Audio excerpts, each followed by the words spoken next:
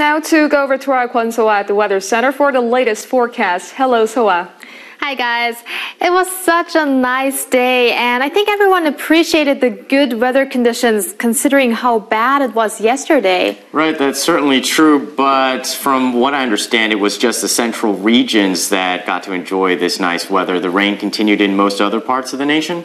Yes, Sean, that's true. While it was the central regions that were affected the most yesterday, today it was the Chungcheong province, Gangwon, Yeongdong, and South Coast regions that received the heaviest rain.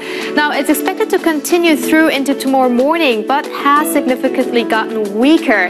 Now, tomorrow we'll just be left with occasional light showers.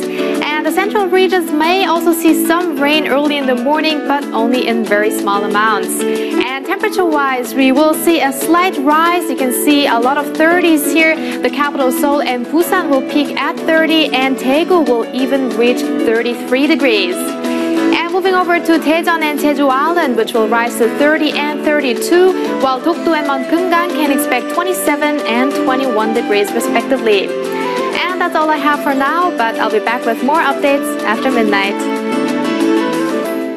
Thank you, Soa. And on that note, we end this edition of Primetime News. I'm Yoo Ji-hye. Thank you for watching. And I'm Sean Lim. Join us again for more at midnight for our late night edition.